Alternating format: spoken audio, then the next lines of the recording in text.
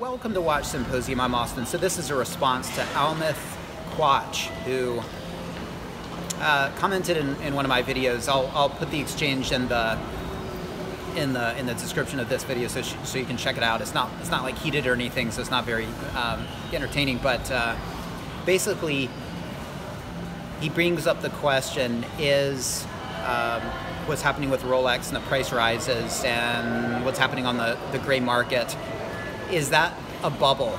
And at the end, he posts a link to a guy named Tim who has a channel called Caseback Watches. And Tim talks about the signs of a bubble and sort of throws out the question: is what's happening with Rolex, is that a bubble? And are these signs that it's a bubble? He never really gives a definitive answer.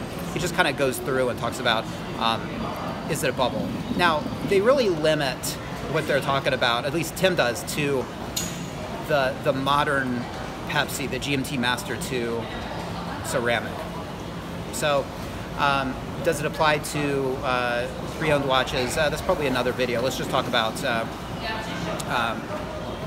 current model. Okay, so it's selling for $10,000 at the AD, and then about twice that on the gray market, so $20,000. Is that a bubble? Meaning, one of these days, you're not going to be able to, I guess, sell it for twice that. And I would say yes, it is. But the bubble may continue, okay? And so check out Tim's video, link in the description. He really just talks about signs of a bubble. And let me just go through this really quickly. So number one is people introduce emotions into buying the product. And so I don't really understand what he's talking about, because he gives this example of somebody paying $20,000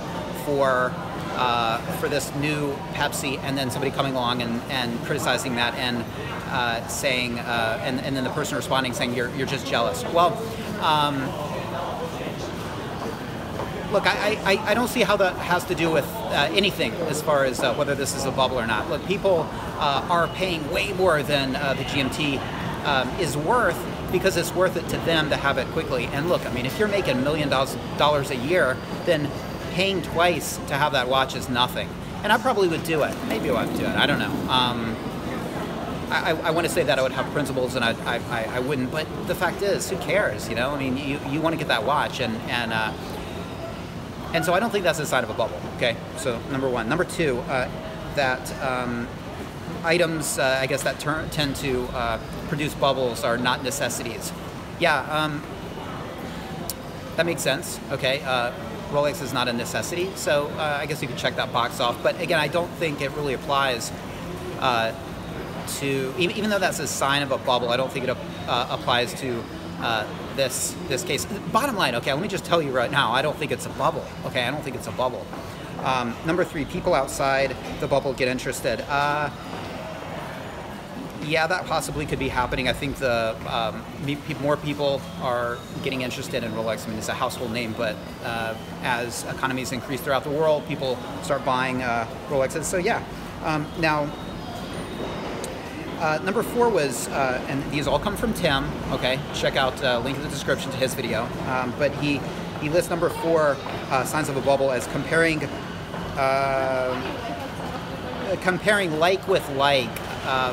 It doesn't make sense. And what he does there, okay, and this is a bit of a fallacy on his part, I think. He brings up a false equivalence. He looks at a Zenith, which sells retail for $10,000, yet now is selling for $3,000, and somehow tries to make a comparison between the new GMT. And he goes further and says that, you know, this Zenith is a complicated watch and it should be going for more, but it's not. And so that's a sign possibly that the GMT is that's just a bubble.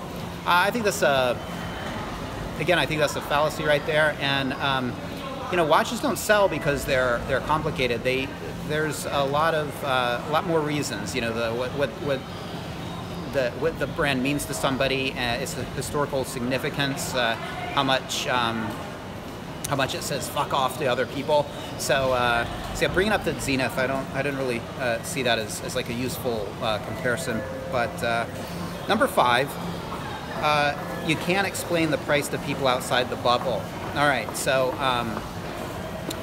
I think you can explain the price. Look, in fact, it's very simple too. Supply and demand. There's a huge demand. There's not a lot of supply. Easy as pie, right? And people really want this watch. Okay. Number 6 is artificially restricted, and he gives the example of like real estate. This happens in real estate, but of course we're talking watches, and he says, you know, if it's artificially restricted, then what could happen is, you know, they produce a million one year. They restrict it to 600,000 the next year. The bubble bloats, and then the next year they release 1,200,000 pieces, and the bubble pops. And his argument is that you're sort of in the hands of Rolex, and you're at Rolex's mercy. And here's the thing, that's okay. Rolex, like I've said in other videos, they're protecting the brand, and they're never going to fulfill demand of the GMT. I mean, if they could really screw themselves over and other people if all of a sudden next year they just flooded the market with them, and boy, you could get a GMT everywhere. Boy, those 20,000 GMTs, the prices would plummet. Those gray market dealers would hate that, wouldn't they? Oh, that would be fun to see. And everybody would be able to get a GMT Master 2 ceramic for 10 grand. Rolex would never do that. Rolex, yeah, they'd be screwing themselves over, and they'd be screwing the people that have the GMT. They don't care about those people so much, or maybe they do, because, yeah, I don't think they don't want people's watches devalued, but the main reason is they don't want their brand devalued, and they don't want that model devalued, and so that's not going to happen. Now, there will always be a deficit of GMTs, okay? And the second there isn't, and I said this about the BLNR, and this, I hold that this is true and will be true. The second you see a surplus is the second they stop releasing it, okay? The second they change it. The second that you start seeing those and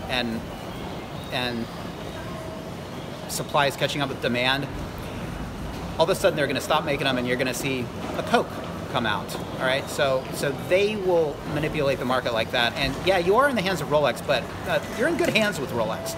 So there you go. Is it a bubble? I don't think so. Let me tell you. Let me know what you think. And thanks for watching. Take care. See you next time. Guys, not so fast. All right, I just wanted to cap this video by saying the last point is the most important point. Now, Tim comes at things from like an economics student perspective, but you know, and with bubbles a lot of time, and you can think of, say, Bitcoin. I mean, there's so much going on with Bitcoin. Nobody really understands Bitcoin. Nobody knows what's going on. I think all of these signs apply much more to Bitcoin than Rolex, and I think it's because of the simplicity of Rolex. And it's that last point, withholding supply to increase demand, or to not keep up with demand, but just to keep just behind demand. And Rolex is a very interesting company because it's a charity and it is a nonprofit organization. So a company like Omega or Swatch Group, they could never get away with this. The stockholders would say, look, there's demand now, and to hell with what happens in the future in the brand. You make money now for me, and I'll sell the stock later before it bottoms out, once I start, you know, make a profit. Rolex doesn't work like that. Okay, they answer to no one, and money, of course, look, everybody there gets a salary, but more important than anything is maintaining the status of the brand and the strength of the brand. And so they're in a completely different category than just about any other business. And they can afford to make this decision to really just ignore demand. They're in a really good place. It's interesting. And that right there trumps all of the other 5 points, that last point of them being able to manipulate demand. So there you go. They will always do that. And you know, will you always see the new GMT priced at 20,000? I don't know. I don't think so, but I could be wrong. But you will never see it priced less in a gray market than you do in an AD. Okay, I think I can make that prediction. Just wanted to add that. All right, now I'll let you go. Take care.